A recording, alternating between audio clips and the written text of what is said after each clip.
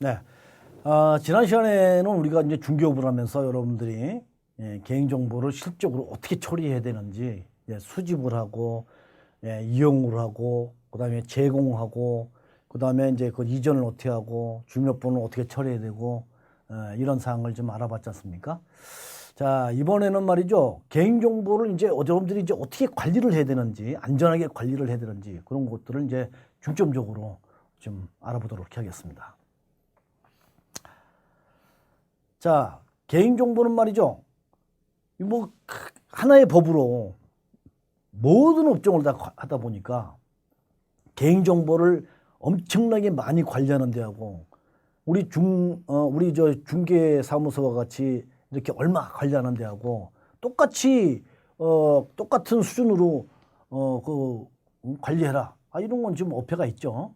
그래서 2016년도에 말이죠. 요거를 이제 얼마나 많은 개인정보를 관리하느냐에 따라서 그 수준을 달리하도록 이렇게 바뀌었어요, 법이.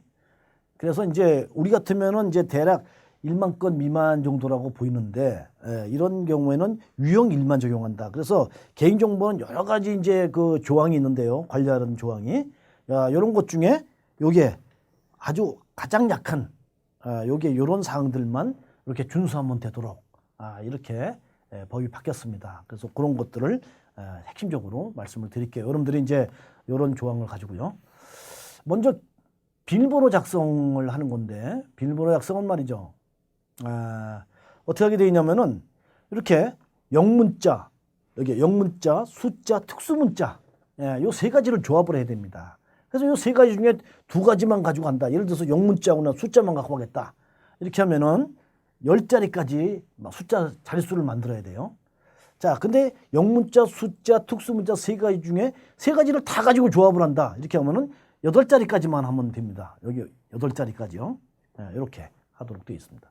근데 이제 이게 비밀번호를 만들 때 말이죠. 이게 어떻게 하냐면은, 외우기가 쉬워야 되죠. 그래서 뭐 하긴 했는데도 아직 기억도 안 나면 이러기 힘드니까 이게 아주 쉬운 번호를 이렇게 하죠. 그래서 이렇게 하면 안 된다는 겁니다. 이렇게 하면은. 그래서 가장 최악의 주민등록번호는 1, 2, 3, 4, 5, 6 아니면 뭐 패스워드 이렇게 쉽게 해주면은 이 식별될 가능성이 굉장히 커가지고 유출되면은 아주 힘들어지죠. 그래서 이런 걸 쓰면 안 되고 이게 요 세 가지 영문자, 숫자, 특수문자를 아주 불규칙하게 조합을 해가지고 하고요. 또 분기마다 한 번씩 이렇게 계속 변경을 해야 된다. 하나 가지고 계속 1년 연중 쓰는 것이 아니라 분기 한 번씩은 계속 바꿔서 사용하는 것으로 이렇게 하도록 되어 있습니다. 자, 안전하게 이제 중개업을 하면서 여러분들 개인정보를 잘 관리해야 되는데 이런 건 이제 기술적으로 어떻게 조치를 해야 되는지 또 물리적으로는 어떻게 되는지 이런 것들이 이제 구분돼서 이렇게 되어 있습니다. 그래서 먼저 안전학법에서는 먼저 기술적으로 내부관리계획을 수립을 해야 한다. 이건 이제 그 사업장에 5인 이상 상시 근무자가 있는데 우리는 5인 이상 상시 근무가 되는 것이 대부분이죠. 그러나 뭐 중개법인을 해가지고 그 사업장에 5명 이상 상시 근무자가 있다. 그러면은 내부관리계획을 수립하도록 돼 있어요. 그렇지 않으면은 내부관리 수립할 필요 없습니다. 또 뭐냐면은 이런 비밀번호나 주민등록번호 이런 것들은 암호화 저장하도록 돼 있다. 이렇게.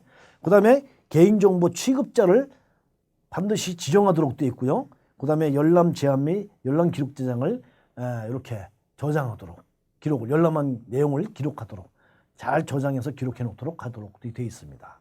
자, 물리적으로는 어떻게 되냐? 안전하게 이제 되겠죠. 그래서 종이로 되어 있는 것들 시간장치 있는 캐비넷에서 보관해야 된다. 그러니까 열쇠로 채워야 한다는 겁니다. 자물쇠로. 이렇게. 자, 이 중개사무실에 가면요. 계약서 처리 있죠. 이제 대표적으로. 근데 계약서 처리를 이렇게 보면은 책꽂이에 꼽혀 있는 데가 지금도 간혹 있습니다.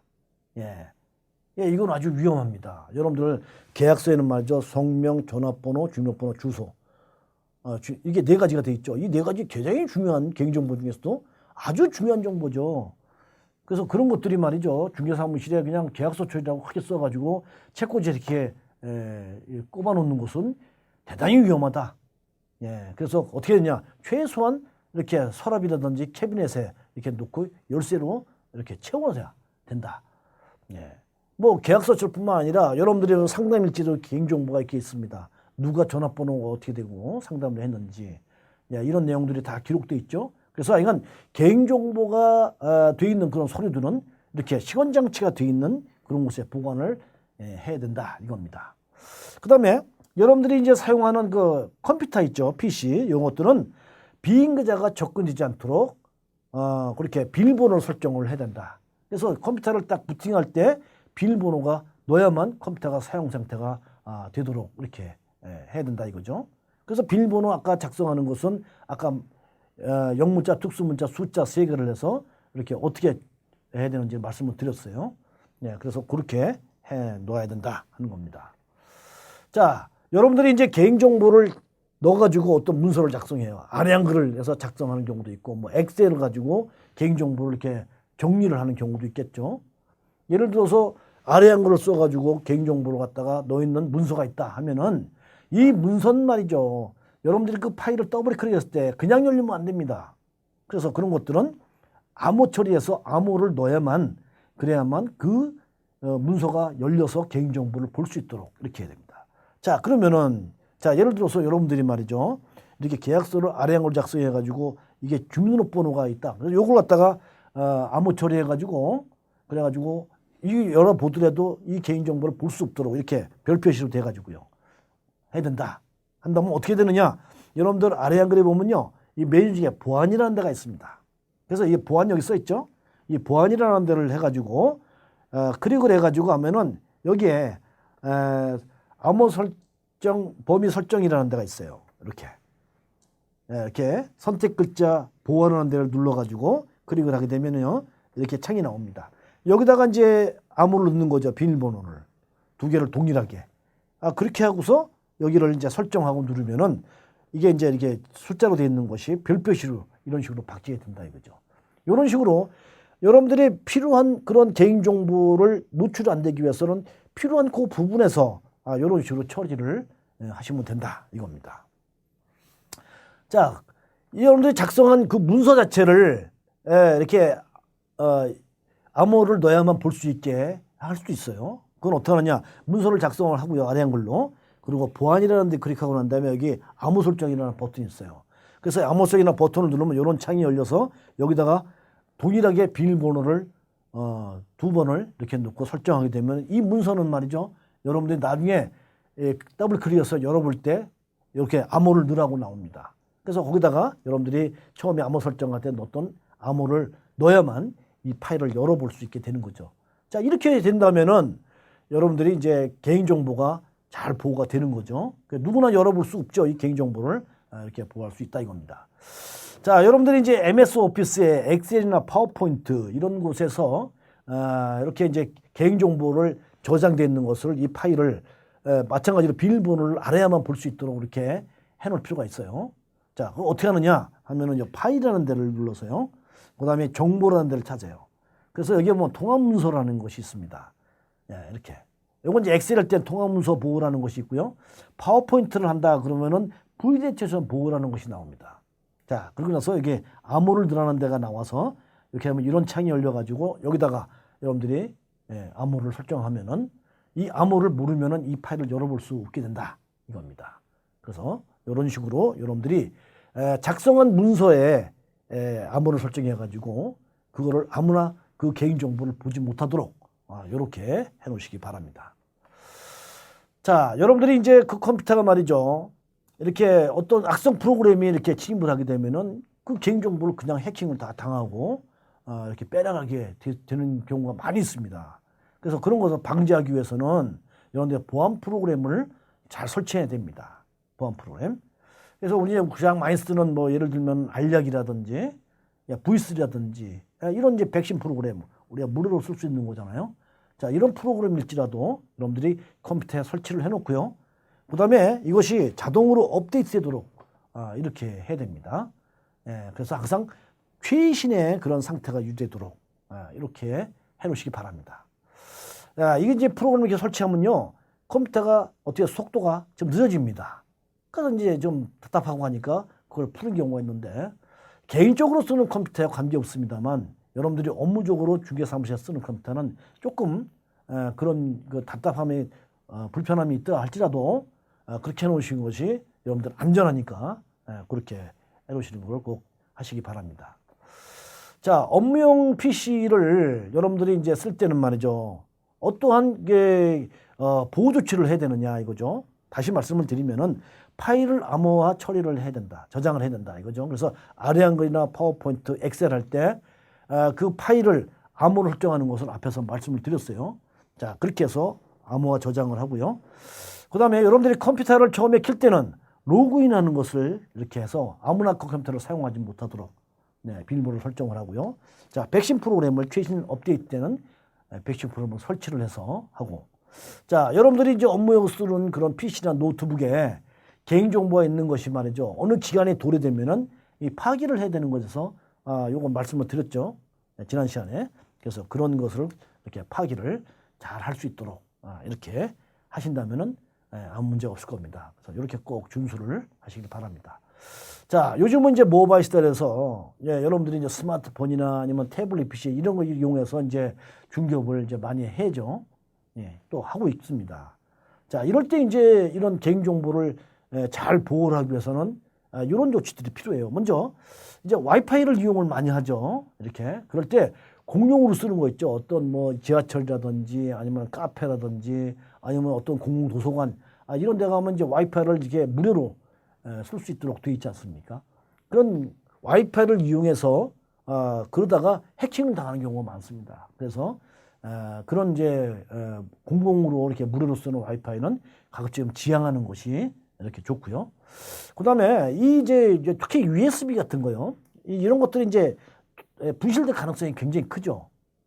그래서 분실이 됐다 할지라도 그렇더라도 그 안에 있는 개인정보가 보이지 않도록 해야 된다. 그래서 앞에서 제가 아래한글이나 파워포인트나 엑셀이나 이런 것을 파일을 갖다가 저장할 때 암호를 설정하도록 하게 된다면은 여러분들이 설사 그런 파일을 USB를 아니면 노트북이고 뭐 태블릿이 잊어버렸다 할지라도 그 암호를 모르면은 그걸 열어볼 수가 없으니까 안전하게 될 수 있겠죠. 그래서 그런 것들을 잘 하시고요. 자, 백신 프로그램 요걸 잘 설치하시고 이렇게 하시게 된다면은 잘 될 겁니다. 그리고 가급적이면 말이죠. 그런 뭐 USB나 아니면은 뭐 태블릿 PC나 노트북이나 이런 스마트폰에는 그런 개인정보가 저장되지 않도록 하는 것이 좋고요. 혹시 저장을 한다 할지라도 그 기간이 도래되면 바로바로 이렇게 파기하는 이것을 해야 할 필요성이 있다 하는 겁니다. 자, 이렇게 이제 앞에서 말씀드린 우리 중개업을 하면서 개인정보를 보호를 잘해야 되는데 필수적으로 이렇게 준수할 몇 가지를 좀 다시 한번 말씀을 좀 드릴게요. 이거는 먼저 정보 입자에 동의 없이 개인정보를 제3자에 제공하는 건 절대 하지 않아야겠다. 지금까지 이제 했던 그런 이제 뭐 습관이라 그럴까요? 이런 것이 있어서 의식하지 않고 그냥 이렇게 제공하는 그런 경우에서 많은 문제가 되는 그런 경우가 왕왕 있습니다. 그래서 그런 일이 생기지 않도록 하고요. 그래서 반드시 어떻게 해야 돼요? 동의를 하고서 제공해 줘야 된다 이거죠. 그다음에 사생활 침해가 우려있는 있는 개인정보를 가급적 다루지 않도록 이렇게 해야 된다. 그리고 동의 없이 개인정보를 갖다가 이렇게 중에 고유식별 정보를 이렇게 다룬다든지 이런 일이 없도록 해야 되고요. 이건 이제 고유식별 정보라고 하면 앞에서 말씀드렸듯이 주민등록번호, 그다음에 운전면허번호, 그다음에 외국인 등록번호, 여권번호 이것이 이제 고유식별 정보죠. 자, 이런 것들은 말이죠. 별도의 처리하는 법률 규정이 있어야만 처리를 하도록 하게 돼 있는 거 이런 것들을 좀 조심하셔야 됩니다. 이렇게. 그래서 앞에서 제가 이제 말씀드린 것 중에 이제 주민등록번호를 다시 한 번 더 강조하고 싶은데요. 우리가 이제 중개업을 하면서 주민등록번호를 많이 다루잖아요. 이렇게 다룹니다. 근데 동의를 하더라도 수집하지 없도록 돼 있어요. 그래서 개인정보법 24에 이제 보면은 세 가지 경우에 해당이 된다. 그 세 가지 경우를 다시 한번 말씀드리면 어떤 법률에 구체적으로 주민번호를 이용하고 수집하는 걸 허용하는 경우 이렇게 돼 있어요. 이게 무슨 말이냐면은 어느 법률 조항에 개인정보를 수집해서 뭐 할 수 있다 이렇게 되는 것 갖고는 주민번호 수집하지 못한다 이겁니다. 주민등록번호란 말에 구체적으로 들어가면서 수집하도록 한다 하는 법률 조항이 있어야 한다는 겁니다. 법률 조항. 우리가 이제 법률하고 법령하고 차이가 있죠. 법률하면은 가장 상위에 있는 그 법을 얘기하는 것이고 그 밑에 이제 시행령과 시행규칙이 있지 않습니까? 그래서 법률과 시행령, 시행규칙을 다 포함해서 법령 이렇게 얘기하죠. 근데 주민등록번호는 법률에서 구체적으로 허용하는 경우예요. 그럼 시행령, 시행규칙은 일단은 좀 다시 생각해 봐야 되죠. 근데 자, 24의 2조에 보면은 법률과 시행령에까지 이제 구체적으로 허용하는 거고요. 그 다음에 이제 규칙인데요. 이 규칙은 헌법과 관련되는 기관, 예를 들면 뭐 헌법재판소라든지 대법원이라든지 국회라든지 이와 같이 돼 있는 그런 경우에 한해서만 구체적으로 허용 경우에 해당이 된다.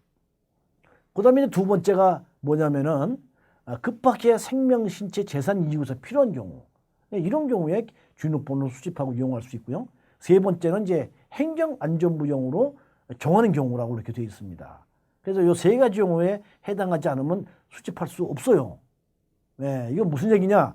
여러분들이 이제 개인정보를 고객이 여러분들한테 뭐 그냥 제공해 주는 경우 있을 수 있겠죠. 그럼 달라고도 안 했는데 어떤 서류를 줄 때 주민번호가 포함돼서 이렇게 주는 경우, 이런 경우에 여러분들이 받기만 해도 개인정보법 24의 2조에 위배가 되는 행위가 되는 거다, 이 말입니다. 네, 그래서 그런 걸 유심히 보고 그런 것이 포함되지 않은 것을 받지 않도록 이런 것들을 유의하셔야 할 정도로 주민등록번호를 처리하기가 굉장히 까다롭고 엄하게 돼 있다는 것을 잘 여러분들 유념하셔야 할 겁니다. 그 다음에 이제 여러분들이 이제 중개업을 하면서 업무상에 대한 개인정보 이런 것들이 유출되지 않도록, 누설되지 않도록 이렇게 하시는 것이 필요하다. 이렇게 말씀을 드리고 있습니다. 그 다음에요, 여러분들이 이제 개인정보는 말이죠. 어떠한 조직기관에 거기서 개인정보 보호 책임자를 지정하도록 되어 있습니다. 이렇게 되어 있는데, 이렇게 규모가 있는 경우에는 말이죠. 이렇게 국장급이나 뭐 고위 공무원 이렇게 해서 지정하게 되어 있지만, 소규모인 경우는 말이죠. 그 부서의 장이 하도록 되어 있습니다. 대표가 하도록 되어 있다는 겁니다. 자, 우리 중개사무소는 말이죠. 소규모에 해당이 되죠. 그래서 누가 되는 거예요? 그러면은, 그래서 거기에 등록된 공인중개사가 바로 개인정보 보호 책임자입니다. 그 중개사무소의 개인정보 보호 책임자가 된다. 자, 그래서 이 개인정보 보호 책임자는 말이죠. 1번에서 9번까지 해당하는 이런 사항들을 다 하도록 되어 있어요. 자, 여기서 이제 여러분들이 조금 생각해 볼 거냐면은, 여러분들이 이제 등록된 공인중개사다 하면은 나하고 같이 근무하는 사람이겠죠. 소속 공인중개사도 있을 거고, 그 다음에 이제 보조인도 있을 겁니다. 자, 그 사람들 역시 마찬가지로 다 개인정보 처리자는 맞습니다. 근데 거기서 잘못하면 그 사람만 책임지는 게 아니라 나까지 책임이 돌아온다. 왜? 여기서 여러분들이 해야 할 일 중에 개인정보를 갖다가 보호하고 관리하고 이런 거 관리 감독을 하도록 돼 있고, 그 다음에 교육계획을 수립해서 교육을 하도록 돼 있어요. 그래서 그런 것들이 이제 소홀히 하게 된 것으로 되기 때문에 처벌 대상에 같이 포함될 수 있다는 겁니다. 그래서 여러분들이 그런 사람들을 잘 관리를 하고 감독을 하고, 그 다음에 그런 것들 교육을 시키고 이렇게 해서 문제가 되지 않도록, 그 다음에 사전에 어떤 이제 조치를 해야 할 필요성이 있겠죠. 그런 것도 충분히 이렇게 사전 조치를 하고 이렇게 하셔야 될 것으로 보입니다. 자, 이제 중요한 건 뭐냐면요. 어느 조직이고 뭐냐면은 개인정보를 이제 다루게 된다 하면은 그 개인정보 정보 주체에게 우리 조직에서는 개인정보를 이렇게 처리하도록 방침을 정해놓고 하고 있습니다 하고 전부 다 공개를 하도록 되어 있습니다. 설명을 하도록 되어 있다는 거예요. 예, 이렇게. 자, 그래서 이게 이제 해야 될 게 뭐냐면 1번에서 12번 사항까지 이렇게 포함을 해서 쭉 작성을 해가지고, 그걸 가지고 설명하는데 오는 사람마다 설명할 수 없잖아요. 그래서 이런 것들을 쉽게 볼 수 있도록 이렇게 한다. 그래서 홈페이지가 만약에 운영을 한다 하면은 홈페이지 첫 화면에 한번 클릭을 하게 되면은 그러면 개인정보 처리 방침이 여기에서는 개인정보를 어떻게 처리하는지를 1번부터 12번 사항을 전부 다 쭉 내용을 볼 수 있도록 이렇게 되어 있다는 거예요. 근데 만약에 홈페이지를 운영을 하지 않는다면 말이죠. 누구나 쉽게 그 방문해서 볼 수 있도록 이것을 이렇게 작성해 가지고 게시를 하도록 되어 있습니다. 예. 요 1번부터 12번 사항까지요. 예. 그래서 요거를 여러분들이 작성을 이렇게 해서 홈페이지 운영하면은 거기다가 첫 화면에서 클릭만 하면 내용을 볼 수 있게 하거나 아니면 사무실에다가 이렇게 쉽게 볼 수 있는 데다가 이렇게 게시를 하도록 하거나 이렇게 해야 된다. 자, 그러면 요 예문이 있어야겠죠. 그래서 여러분들이 이제 실무교육에서 그 실무교육 교재 개인정보 중개업의 개인정보 보호라고 해서 제가 이렇게 작성을 한 곳에 뒷부분에 보면요, 그게 예문이 이렇게 쭉 제가 거기다가 이렇게 포함을 시켜놨어요. 자, 그래서 여러분들이 이제 이따가 제가 카페를 하나 알려드리려고 합니다. 그래서 이 카페에 보면은 이 작성한 예문이 아래 한글로 이렇게 되어 있습니다. 그래서 그 아래 한글을 여러분들이 다운을 받아가지고 열어놓고 거기에 필요한 것 몇 가지만 이렇게 추가하거나 아니면 수정만 하거나 이렇게 하면은 개인정보 여러분들이 하는 내용이 딱 작성되도록 되어 있으니까 이런 것들을 참고하시면은 쉽게 할 수 있을 거라고 보입니다. 자, 이제 또 하나가 뭐냐면요, 개인정보 이제 자율 규제 규약이라는 것이 있습니다. 자, 이게 뭐 행정안전부에서 말이죠, 모든 그 기관하고 기업 업체라든지 단체라든지 이런 데를 다 관할을 하려니까 너무 그 벅차죠, 그런 것들을. 그래서 어느 단체는 말이죠, 개인정보를 스스로 자율적으로 이렇게 개인정보를 잘 처리하도록, 그래서 그 단체에서 감독을 하고 지도를 하고 이렇게 해서 잘 이루어지도록 하게 되면 어떻게 될까요? 그러면은 그 행정안전부 입장에서 봐서는 효율적으로 이렇게 할 수 있게 되겠죠. 자, 그래서 그런 단체를 이렇게 지정을 했습니다. 거기에 이제 지정한 단체 중에 한국공인사협회가 지정이 되었습니다. 그렇게. 그래서 이런 단체가 지정이 되면은 실제로 그 스스로 자율적으로 잘 하기 위해서는 뭔가 규약이라는 것이 필요하다고 생각이 돼서 이제 규약을 작성된 거죠. 2016년도에. 예. 그래서 이 규약을 이제 요 규약만 보면은 이렇게 쭉 우리가 중개업을 하면서 개인정보를 어떻게 처리를 해야 되는지를 그 내용만 봐도 다 알 수 있도록 이렇게 아주 세세하게 이렇게 쭉 작성이 되었습니다. 자, 이 문서를 말이죠, 행정안전부에서 이렇게 제공해 준 거죠. 요 규약을 초안을 이제 제가 작성을 했습니다. 그래서 작성을 해서 이렇게 했고, 요거를 이제 법률 검토를 다 하고 모든 검토를 이제 행정안전부에서 해가지고 중개협회에다가 이렇게 주게 된 거죠. 그래서 요 규약을 보면요, 아주 자세하게 되어 있습니다. 그래서 여러분들이 이제 중개업을 하면서 개인정보를 어떻게 되는지 하는 것들을 이제 볼 수 있는 자료가 두 가지라는 거예요. 한 가지는 뭐냐면은 여러분들이 이제 실무교육을 할 때 받는 그 교재 있죠. 두꺼운 교재. 거기에 보면 중개업의 개인정보 보호라는 내용이 쭉 있으니까 그 내용을 참고하시고, 더 자세한 것은 바로 이 규약이다. 그래서 이 규약을 여러분들이 보시면 많이 도움이 될 겁니다. 자, 그런데 여러분들이 이제 자율규제단체에 여러분들이 이제 가입을 이렇게 해야만 이 규약에 적용을 받아요. 그래서 요거는 여러분들 한국공인사협회에 여러분들이 가서 연락을 해가지고 자율규제 단체에 내가 가입을 하겠다, 이렇게 의사를 밝히게 되면은 이 규약을 여러분들한테 제공해 줄 것입니다. 그래서 이 규약을 여러분들이 참고를 이렇게 하시길 바래요. 자, 그러면 어떤 효과가 있냐면요, 이게 약간 보험성이 있습니다. 예를 들어서 지금은 이제 행정안전부에서 말이죠, 이게 상시 점검반이 있어요. 개인정보를 잘 관리하는지 하는 것들을 점검만 있어가지고 수시로 이렇게 여러 업체를 나가서 무작위로 이렇게 들어가서 이게 점검을 하고 잘못되는 부분은 이제 처벌을 하고 이런 것도 하죠.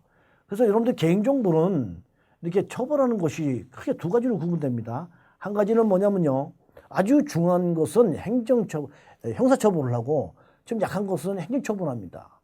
행정처분은 어떻게 하냐면은 이제 과징금 과태료를 부과하는 거죠. 그렇게 하고 이제 중요한 것은 어떻게 하냐면은 형사처벌을 하는 것인데, 요거는 뭐냐면 벌금형이나 징역형을 갖다가 하게 됩니다. 자, 개인정보법은 굉장히 중요합니다. 여러분들이 약한 그 행정처분하는 과징금 과태료도 가장 약한 것이 1,000만 원 정도 부과하는 겁니다. 앞에서 봤듯이 예를 들면은 개인정보 처리 방침을 이게 게시를 하고 이렇게 작성해서 게시해야 되는데 이거 안 했다, 그러면 이거 이제 과태료 1,000만 원입니다. 이게 별거 아닌데도 이렇게 하다는 거죠. 또 아주 여러분들이 예를 들어서 중요한 거 5억까지 부과되는 경우가 있어요. 이게 뭐냐면 주민등록번호예요. 주민등록번호를 갖다가 변조하고 훼손하고 분실하고 유출하고 이런 경우라고 하면은 5억까지 부과되도록 이렇게 되어 있습니다. 그래서 굉장히 중요하기 때문에 조심하셔야 돼요. 예. 근데 예를 들어서 형사처벌하는 경우는 아주 심각한 경우죠. 예를 들면은 개인정보를 제공해주면 안 되는데 아무한테나 제공해줬다. 자, 이런 경우에 형사처벌합니다. 그래서 5년 이하의 징역형이나 5천만 원의 벌금형에 처하도록 뭐 이런 식으로 돼 있어요. 예, 그래서 여러분들 아주 굉장히 조심하셔야 되는 것이 개인정보법이다. 그래서 그런 것들은 이제 요 규약을 잘 보면은 여러분들이 어떻게 해야 될지를 잘 참고할 수 있을 거라고 보여요.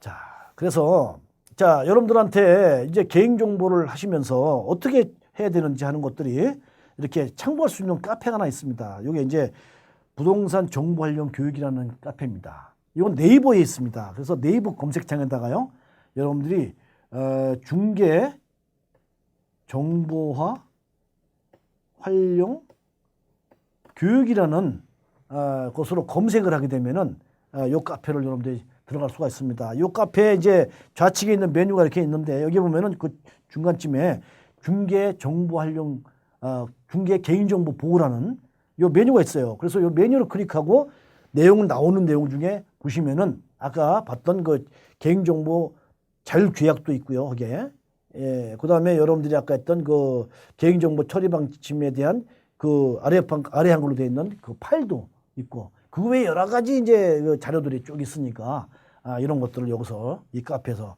참고하시기 바랍니다. 자, 제가 이제 참고적으로 개인정보하고는 조금 이제 관계 없지만 여러분들이 이제 중개업을 하시면서 좀 경쟁력 있고 또 전문성 있는 그런 중개업을 어떻게 하면 할 수 있을까 그런 거에 대해서 좀 말씀을 드릴까 합니다. 여러분들 이제 중개업도 말이죠. 프롭테크라는 것이 지금 되고 있죠. 그래서 프로페티는 뭐냐면은 프로퍼티와 테크놀로지를 이제 줄여서 합성어입니다. 프롭테크 이렇게. 자, 프로퍼티라면 부동산 자산 얘기하고요. 테크놀로지는 기술이잖아요. 그래서 다양한 빅데이터, 인공지능, IoT, 블록체인, 뭐 증강현실, 가상현실 이런 것들이 이제 부동산하고 합해져 가지고 부동산 산업이 굉장히 커집니다. 볼륨이 커져요. 자, 그래서 이제 외국에도 그런 것이 굉장히 활발하게 돼 있고요. 그래서 유니콘에 가입되는 기업이 우리 프롭테크에서도 나올 정도로 이렇게 돼 있습니다. 그런데 이제 국내에서도 말이죠. 이런 프로테크라는 것들이 꽤 있어요. 뭐 직방, 다방 이런 것도 있고요. 제가 여러분들한테 한 가지 이제 소개해 드릴 것은 이제 랜드북이라는 것인데 이 랜드북이라는 여기에 이제 URL이 있는데 여러분들이 여기를 한번 들어가 보십시오. 그러면은 이렇게 지도가 나와 있고 여기에 분석한 결과가 쭉 나옵니다. 여기에 해당하는 여러분들 지번 하나를 이렇게 클릭을 하게 되면은 여기에 이 토지에 대해서 토지장에 볼 수 있는 내용, 그 다음에 건축물 대장에서 볼 수 있는 내용이 여기에 딱 나오고요. 이거를 개발을 한다면은 어떻게 할 수 있는지 설계 도면이 나오고 요 토지의 가치가 나오고 실제 거래된 내용들이 나오고 개발했을 때 개발 가능성이 얼마나 있는지 이런 것들을 쫙 분석해 주는 것이 됩니다. 이와 같이 말이죠. 한번 클릭만 하면 되는 거예요. 우리가 이 정도의 분석한 결과를 우리가 얻기 위해서는 말이죠. 아주 복잡하고 많은 지식이 필요하죠. 근데 지금은 이제 프로테크에 의해서 이렇게 된다는 겁니다. 만약에 여러분들 고객이 이렇게 랜드북이라는 이런 사이트를 통해서 이렇게 분석해 보고 그리고 여러분들한테 왔을 때 여러분들이 과연 이 이상으로 여러분들 서비스 게 뭐가 있을까 하는 생각을 하게 되면은 우리 중개업에 좀 위기감을 느낄 수가 있을 것 같아요. 그래서 여러분들은 말이죠. 이런 프로테크에 의해서 돼 있는 이런 사이트들을 누구라도 먼저 빨리빨리 알고 습득을 하고 이런 것들을 중개에서 활용할 수 있고 이런 생각을 하시는 것이 대단히 중요한 보입니다. 자, 그래서 우리 중개업은 말이죠. 이런 데이터를 이제 분석을 해가지고요. 정보를 만드는 이런 곳으로 이제 앞으로 좀 가야 될 것 같아요. 그래서 가공분석이라는 것이 대단히 중요한 이런 것으로 될 것 같습니다. 그래서 중개업은 좀 더 전문성이 있고 그다음에 고객이 정말 필요한 그런 정보를 가공 분석을 해가지고 딱 맞는 정보로 만들어줘야 되고요. 또 많은 중개사가 있기 때문에 그중에서 내가 차별되는 어떤 뭔가가 있어야만 이렇게 중개업에서 잘할 수 있을 것 같아요. 그래서 이런 식으로 전문성 있는 서비스, 개인화된 서비스, 차별화된 이런 서비스로 중개 서비스를 이제 해야 될 필요성이 있지 않을까 이런 생각이 듭니다. 자, 그래서 우리가 이제 차별되는 그런 서비스라고 전문성 있는 서비스를 하기 위해서요. 이런 TV 모니터를 이렇게 활용해 가지고 내 컴퓨터하고 이렇게 연결시켜서 여기서 보여주면서 하는 이런 것들도 아주 차별화시키고 고객들한테 친절하게 해주는 그런 방법일 수 있습니다. 또 하나 뭐냐면요. 빅데이터에서 데이터를 가지고 정량적으로 분석해 가지고 이렇게 브리핑을 하는 것도 대단히 중요해 보이고요. 그 다음에 스마트워크죠. 그래서 언제서든지 이렇게 중개업을 할 수 있어야 된다는 거죠. 사무실에 의존하지 않고 사무실 밖에 어디서든지. 이게 지금 모든 분야에서 이렇게 업무하는 방식입니다. 예, 그래서 우리 중개업도 그런 식으로 해야만 시대에 맞는 그런 서비스가 되고 이렇게 발전해 감으로 인해서 해야 되겠다. 근데 이렇게 하는 중개사무소는 아직은 그렇게 많지 않아요. 그래서 만약에 여러분들이 이렇게 하신다면 말이죠. 어때요? 남의 다른 데서 하지 않는 그런 것을 하기 때문에 또 이렇게 하면은 고객들이 굉장히 선호합니다. 그래서 그런 차별화되고 남다르게 하는 이런 효과를 얻을 수 있는 그런 방법이다. 이렇게 말씀을 드릴 수가 있습니다. 자, 그 중에서 여러분들이 이게 브리핑을 하는 것이 대단히 중요합니다. 왜냐하면 이 중개보수가 갈수록 이렇게 낮아져죠. 자, 우리는 지금 0.8, 0.9였는데 말이죠. 이게 몇 년 전만 해도. 지금은 어쩌냐면 0.4, 0.5로 이렇게 중개보수율이 떨어졌습니다. 자, 외국하고 비교해보면 말이죠. 외국은 말이죠. 대략 보면은 한 2%에서 한 10%까지 됩니다. 중개보수가. 그래서 미국이나 일본이나 뭐 프랑스나 독일이나 이런 외국에 있는 국가들 이런 데 보면은 2에서 한 10%까지 됩니다. 예를 들어서 10%다 하면 말이죠. 거의 20배 정도 차이 나요. 우리는 0.5니까요. 그래서 이렇게 많이 차는 이유 중에 하나가 뭐냐면은 서비스의 질인 것 같아요. 그래서 뭔가 전문성 있는 그러한 서비스를 해야 될 필요성이 있다. 이렇게 보이는 거죠. 그래서 외국에 그런 어떤 서비스를 통해서 이렇게 중개보수율이 우리보다 이렇게 높은가 하는 것을 이렇게 제가 살펴보니까 이렇게 매물을 가지고 이렇게 정량적으로 분석해 가지고 이거 분석 보고서를 갖다가 이렇게 제시하면서 하는 것이 상당히 그 중요한 부분으로 이렇게 파악이 됐습니다. 그래서 우리도 여러분들이 중개보수가 지금 이렇게 갈수록 떨어지는 이런 것을 갖다가 하지 않고요. 그래서 제대로 된 서비스를 통해서 여러분들이 중개보수를 정말 전문가다운 그런 대우를 받는 중개보수를 여러분들이 받고요. 또 국민들도 마찬가지로 엄청난 그런 그 행위를 하는 거잖아요. 부동산이라는 것이 그 고가이기 때문에 하기 때문에 또 마찬가지로 그런 양질의 고급 서비스를 받아서 제대로 된 그런 의사결정을 하고 거래가 이루어지도록 할 필요성이 있어요. 그래서 여러분들이 그러한 이제 제대로 된 분석을 전문가답고 그다음에 차별화되고 이런 서비스를 어떻게 하면 할 수 있을까 해서 제가 이렇게 분석 보고서를 이렇게 개발을 했습니다. 그래서 누구든지 말이죠. 조금만 여러분들이 배우면은 이런 표본을 만들어 놔가지고 이 표본을 따라서만 하면은 쉽게 여러분들이 그런 브리핑을 할 수 있는 보고서가 작성하고 이걸 가지고 전문성 있게 고급의 그런 서비스를 통해서 여러분들이 차별화된 그런 서비스를 하고 전문가다운 그런 인식을 들어서 그런 대우를 받고 또 고객인 국민들은 그런 양질의 서비스를 받고 이렇게 하도록 제가 지금 개발해 놓은 것이 있습니다. 그래서 이건 이제 주택 분야가 있고요. 예, 주택 분야. 그래서 주택은 이제 아파트하고 일반 주택 다 이렇게 될 수 있도록 표본을 만들어 놨고요. 그 다음에 토지에 대한 거. 그 다음에 상가도 분양상가나 임대상가 된 이런 표본이 있으니까 이런 걸 통해서 표본을 이용해 가지고 여러분들이 하신다면은 그러면은 이렇게 충분히 여러분들이 할 수 있도록 아주 단시간 내에 여러분들이 이런 역량을 갖춰서 충분히 여러분들 중재를 하는데 도움이 될 수 있도록 되어 있으니까 이런 것들을 잘 활용하시기 바라고요. 그래서 여러분들이 이제 좀 더 자세한 얘기는 말이죠. 여러분들이 이제 아까 제가 개인정보를 이렇게 하면서 여러분들이 참고할 수 있는 카페를 알려드렸잖아요. 네이버에 있는 카페요. 그래서 거기에 들어가서 이렇게 보시면은 자세하게 그런 내용을 쭉 살펴볼 수가 있습니다. 그래서 이러한 표본들은 말이죠. 전부 다 이 저작권 등록을 다 되어 있습니다. 정식으로요. 네, 그래서 되어 있으니까 그런 것들이 어떻게 활용할 수 있는지, 교육을 어떻게 받을 수 있는지 하는 것들을 여러분들이 그 카페에 가서 참고하시기 바랍니다.